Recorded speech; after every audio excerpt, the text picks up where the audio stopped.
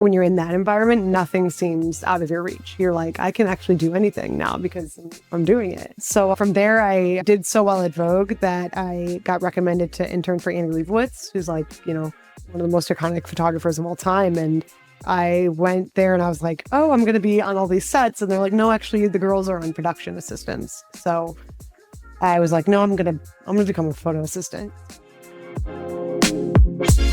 Welcome to Life Changing Money, a podcast all about one of the most taboo topics in the world, money. I'm your host, Barbara Strehan, and we're going behind the scenes on business owners' journeys to money, success, and wealth. Let's get started. Hello, and welcome to another episode of Life Changing Money. I am so excited to have Katie here. Okay, before we get into it, you have one of the most viral photos right now in the world.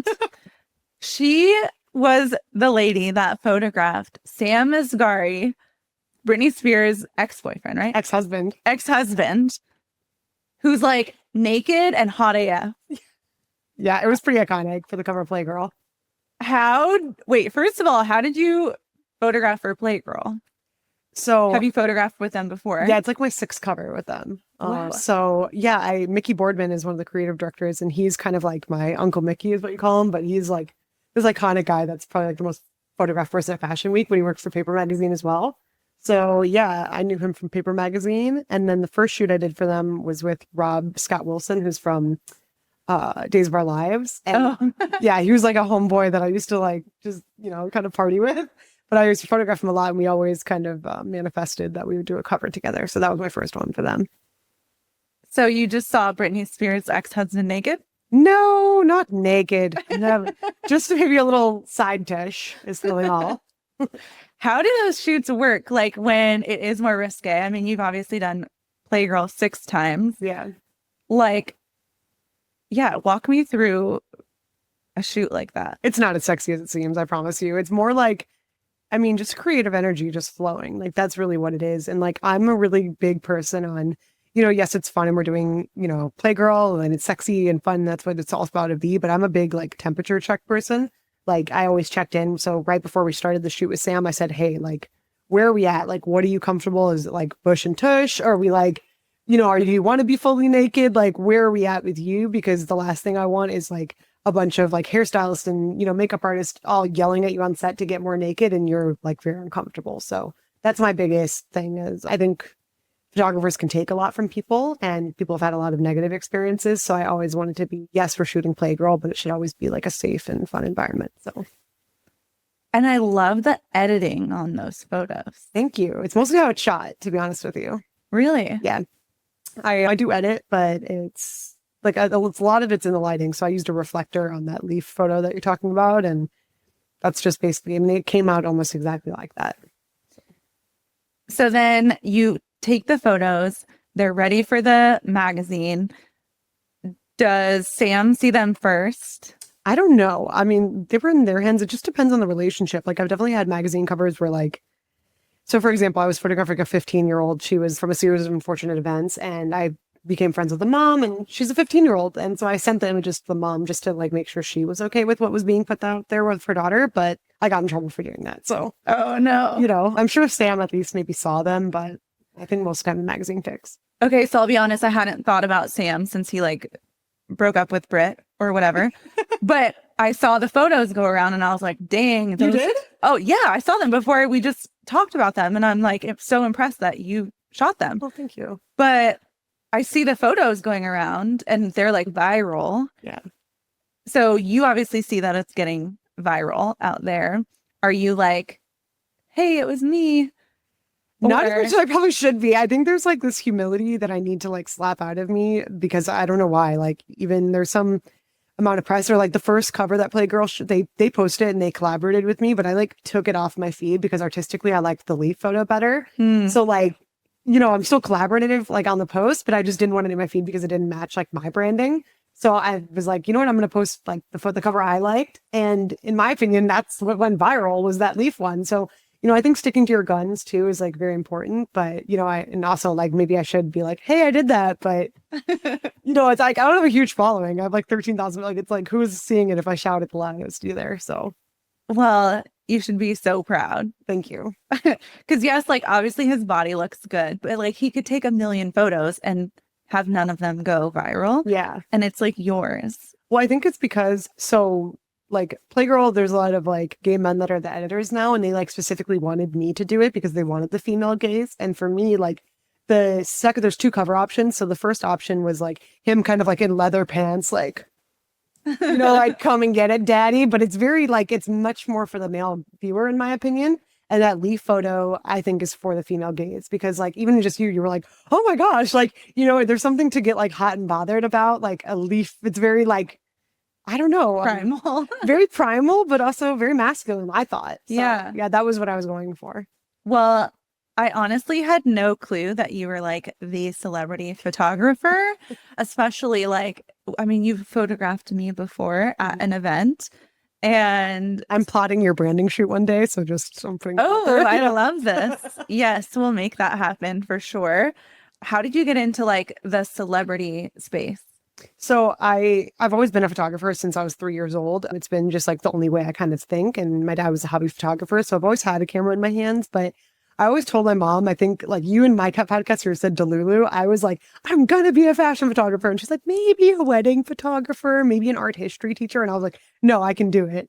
And I ended up, just as life had it, I ended up partying with a girl and she was like, interned at Vogue. And she's like, you'd be perfect at Vogue. And I'm like, shut up. Like, don't tease me. But 6 months later, I got a call from Vogue and they were like, hey, we want to interview you for an internship. So that was my first internship, was with Vogue.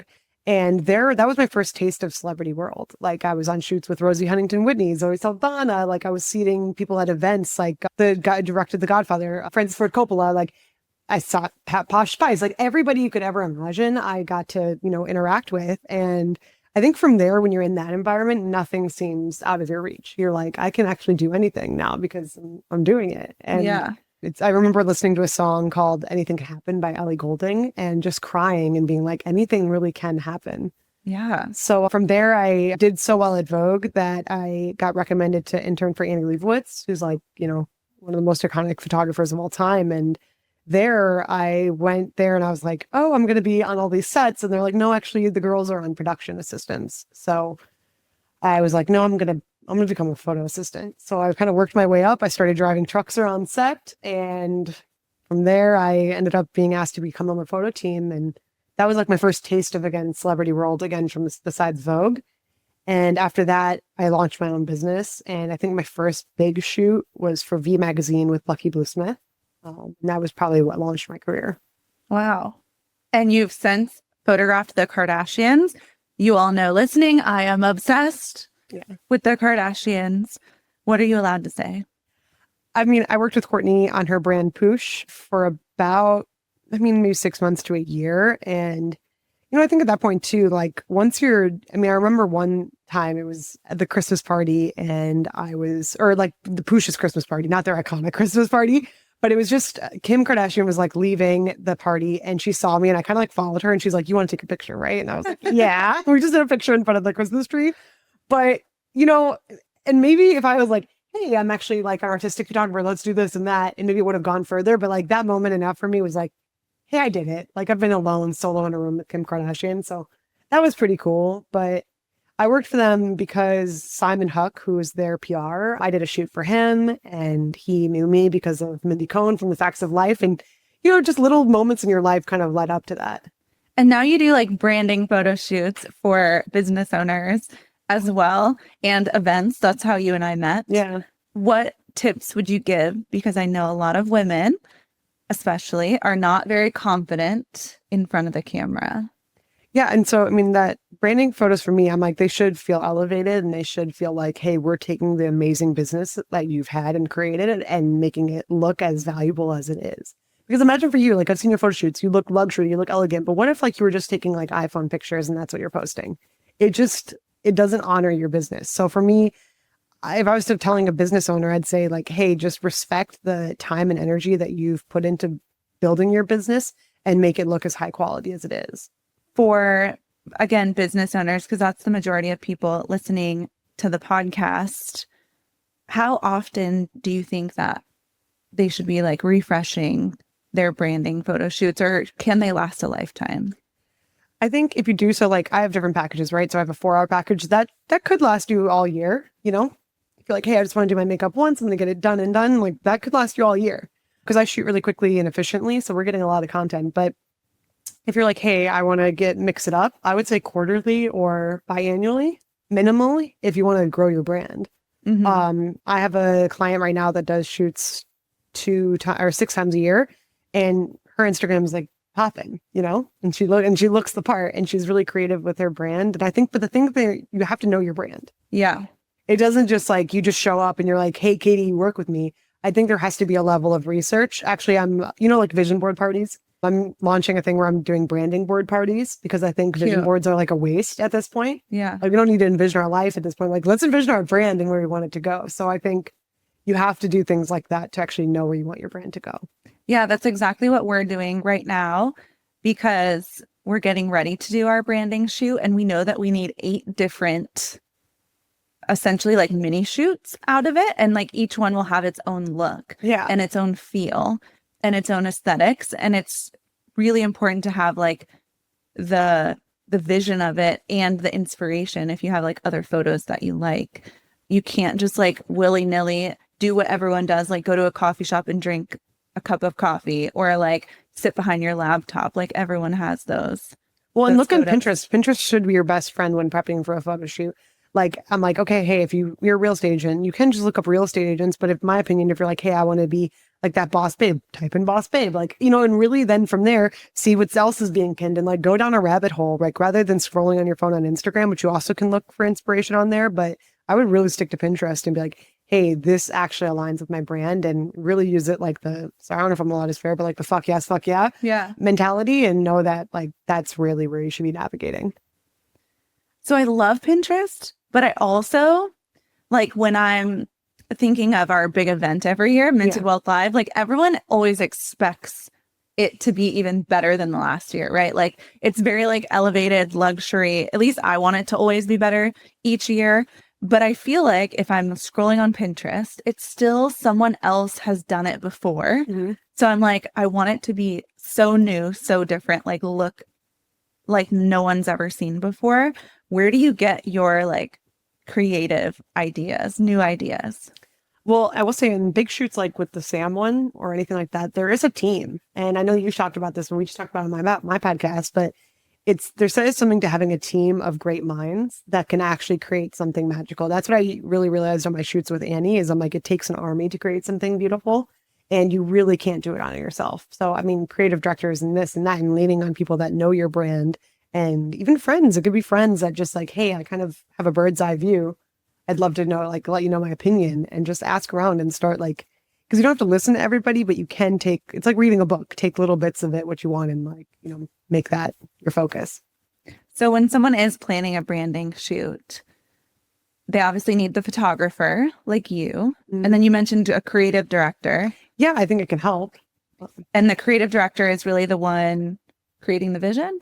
Yeah. I mean, there's somebody here like Sage Audrey. She's really amazing and really brilliant. But if you're in couldn't be even like a creative director, but a brand strategist. I think that's like the first place to start. If you don't know your brand, hire somebody that really like focuses on that. I work with someone also called the brand strategist, and she makes mood boards for my shoots. So her clients hire me, but she presents me with a mood board. And that's what we're trying to achieve. Because it's like, I can help somebody create a mood board, but there is something that's their specialty, Yeah, for sure. Yeah. Is there anyone else on your team that you should have when you're thinking of a branding photo shoot? I mean, a stylist is really good. There's a great girl, the Joy and the Valentine here. She's incredible. So I like always recommend her. And then a hair and makeup artist that you trust. So I think all of it helps. Like you'll have a better shoot if you have a team. Yeah. And it costs money though. It does. It's an investment, but the higher elevated your brand is, the more willing people are to buy from you, and to buy from you at a higher price point. Yeah. As well. So we host an event every year called Be Seen, and it's in New York, and it's all things like forward facing in your business to be seen. And you're like really known for your creative imagery and powerful photos. Like, what does being seen mean for you? I think showing up authentically. So I always try to say, like, I'm going to take the picture that, yes, is going to also make you a lot of money for your business, but maybe also the one your mom would want to hang on the wall. So that's always my goal. It's like, it should feel authentic to you. And I don't know, just like that you look your best, you feel your best, and you're shining through. When I take pictures, you know, you're staring into like a big black void, right? When you're taking a picture. But I know we're having such intense eye contact. So finding a photographer, like, it's like, you don't have to hire me, but finding a photographer that makes you feel like, even though you're staring into that big black void, you're having such amazing eye contact. And it's an intimate thing getting your picture taken. Yeah. What about, have you had someone like in front of the camera, just like, you know, because you're behind the camera, like, ooh, these aren't going to look very good because they're not feeling their best? 100% happened. But I mean, I think that's also the job of the photographer to shake them out of that. And I've had somebody break down on set because they feel like they're being seen so much. Yeah. And that's really like somebody that had gone through kind of like a domestic violence situation. She felt so exposed. So I think there's a balance as being a photographer, you know, of really just making sure that the person feels comfortable and that they can be seen in their greatest light. Yeah, for sure. Let's talk about like other visuals besides obviously the business owner is going to be in these photos, but I think I always love how things look. And what type of visuals are you seeing like trending this year or next year, since we're coming up on 2026, that like can build trust and authority in people's brand shoots? I think magazine. I mean, I don't know if that's like more you're talking about, but like having a feature in a magazine, which I think people think that that's a lot harder to achieve than it is. Like personally, I'm somebody that's kind of like a detective. And again, like if you can dream it, you can do it. Yeah. So like if it's you, I mean, to have something tangible, like an actual magazine that's printed, even if it's a local magazine, like I shoot for Gilbert City Lifestyle all the time. And it's like, if you can just get your brand to have that authenticity and like that presence that gives it some authority, I think that helps. Also, like just tangible things like business cards, flyers, like all these tangible things that can really take those photo elements. And honestly, if I were you, I would take a brand shoot, like say you do one with me, mock up your dream vision, put Vogue above it and print it in your wall and just have it as like inspiration for where you want to go in your world. Well, my dream, I'll just say it now, so it's out there in the world. And you've met the family, so maybe this can happen. I really want to be a model for Good American. Oh, incredible. You would be so good. Thank you. It's just like, I've always loved the Kardashians and I love Khloe's brand. And I really think I could. But like, so what's the steps to making that happen, right? Like, I have no idea. you find whoever's doing their, you know, PR, you contact them and you send emails until they tell you to stop. Okay. Like even with you, like for my podcast, I'm so obsessed with what you do in like a sense of like, that's what happens with me is I find something and I'm like, I'm so inspired by you. I have to photograph you. That's why I'm plotting your brand shoot again. But it's like, just keep going for your dreams until someone literally tells you to stop. Like I'll harass people to the point where I'm like, come on, just do it. Like not in a way that it's rude, but it's like, just go for your dreams. Cause maybe most of the time people are busy. Like yeah. if you, and like maybe, I mean, most of like say Good American, I'm sure their email is at Good American or at GA or at, you know what I mean? Like there's some combination that you can figure out. Okay. So just send out 100 random emails Yeah. at Good American and maybe one of them will respond. Yeah. Or go on LinkedIn and figure out who's doing their branding and their marketing. But would it be their branding or marketing? Yeah. Like a model? Okay. Say tax badass wants to model. We're going to do it. I pretty much own every single thing from Good American. And whenever I wear it, I tag them and they have liked my stuff before. See, that's also a really good thing though, too, is an underrated strategy as well is to tag. Yeah. And to tag like everything that you're wearing and to like, cause that's an Instagram, I think is the most powerful tool in your belt right now, because whereas, you know, maybe back in the day you had to like send letters to like an editor at a magazine. Editors of magazines don't have that many followers, or people like the person that's doing the marketing for Good American probably doesn't have that many followers. You could literally like follow them, DM them, and you never know where life can take you, or tagging them or whatever. You know, you just never know where it can go. I'm doing this afternoon. We're going to find the PR person for Good American. Anyone out there, let me know. They might also be at this party tonight. Who knows? At the Vanderpump opening. I just saw Mauricio earlier today. You baddie. So, you know, I actually have always known I would be on a TV show. I could see it. I don't know how or where, when, or if it's reality TV or like what, but it'll happen. You know what too is like I always say like it doesn't matter like say your dream is to become that, right? But like maybe it's not like a starring role, but it's like maybe it'll be featured on Vanderpumps Tonight. You know, you just never know. Like, and then that's technically achieving your dreams. Like I was on America's Next Top Model and Ooh, like, but I totally messed up my intro when they were like, here's your photographer. I was like, bring your fierceness or something. I said something stupid, but like I still did it and you still see me on the show and like it might not have been in the capacity that I wanted, but I did it. So how's Tyra? I don't know. I didn't meet her, but I know she said my work is damn. Girls' work is damn. Oh, That's all I know. we love this. Tyra needs a shoot with you for sure. Yes, loud. Okay, everyone knows someone that's a photographer, but like tell people what a branding photographer is and why they're different than like their cousin who shoots weddings. Well, I don't even know how to describe this without sounding like I don't want to. No, like, you sound like a dick. It's okay. I mean, I think you saw the same reel I saw the other day with that real estate guy, but he said if you pay people peanuts, you'll get monkeys. And it's like, it's if you have just your cousin who just picked up a camera, like the quality, I don't think it's like necessarily that the like quality of the camera makes all the difference, but like when someone's hiring me, right, like they'll see an expensive price point, but it's like I'm having $30,000 worth of gear with me every time I walk out of my house. I worked for like you're paying for the experience as well. And it's the stuff that you don't see. It's like even my chiropractor, right? I'm there for 5 minutes and I'm paying him a lot of money, but that guy went to medical school. That guy has experience. Like he's also not injuring me. Yeah. So I think if you take that same mentality and you just apply it to like your brand photography, you know, you're also paying for the experience of like being safe and seen and elevating yourself because I've had people be like, I've never felt so comfortable in my life. And that's also what you're paying for with a branding photographer. That's good. So good. What trends are you seeing? I feel like last year I saw a lot of like people with the newspapers. Everywhere. Like, can we stop with the newspaper? But like, what do you see coming? I actually can't stand the newspaper. I can't believe you brought that up. I've never said it out loud, but I'm like, come on. I might have done the newspaper. It's okay. But then everybody did it. And I'm like, nope, can't do it anymore. Also, though, there is something to just say that like everybody's doing it. Like I just did the reel with the like the nightclub one. Like, have you seen that? That's going on. And it's just funny and it's fun and it's Instagram. And like, I think at some point you also have to, I mean, I'm saying this as somebody that is afraid to post. At some point you just have to post. And even if it is a trend that's just trendy. Yeah. So I don't know if I'm answering your question, but I think like, don't be afraid to do something just because it's trendy. Do it because it's fun and it's Instagram and you're not curing cancer. So, but like in a photo shoot, are you seeing trends that people are doing? I think the most is like people like flash photography, like the pop flash that looks like a paparazzi. I think that's like we're using like an on-camera flash versus like a strobe or a hot light like what we have here. So like a pop flash is still in, or like the slow shutter where it's a little bit like whimsical. Like blurry. Yep. So that's I think forever kind of trendy right now. Yeah. But I don't know. I wish I was more cool than I am, but I don't know about the trends. Oh, okay. That's okay. Yeah. Because then everyone will do them and you'll look the same as everyone else. So we won't do trends.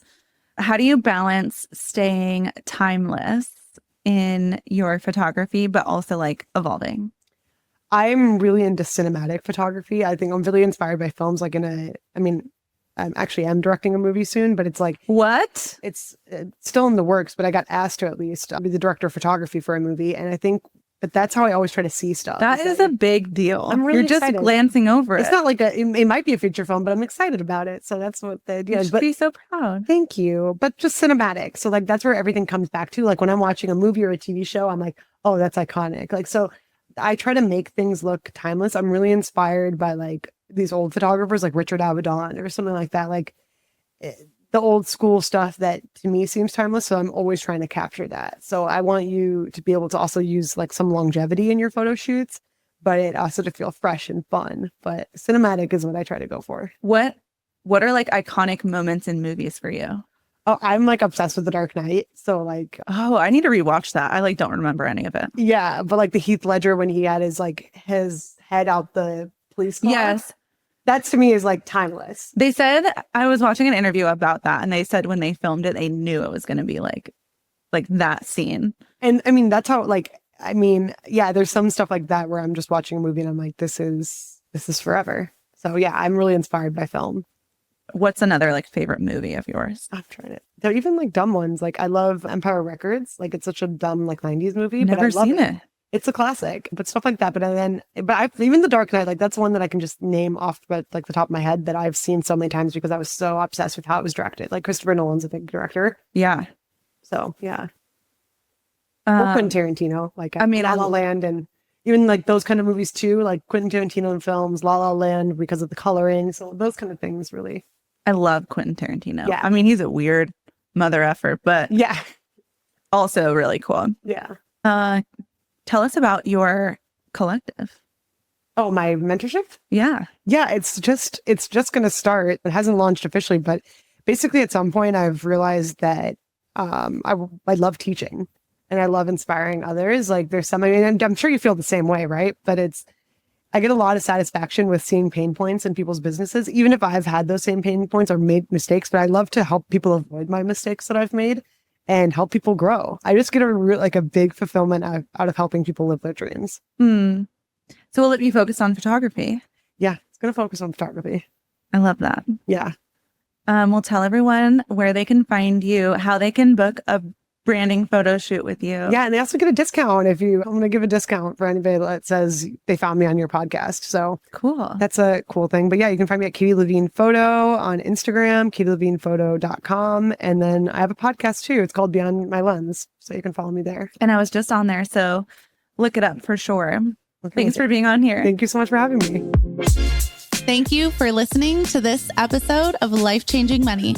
Don't forget to subscribe, and I would love if you left a review and shared it with your friends. See you next time.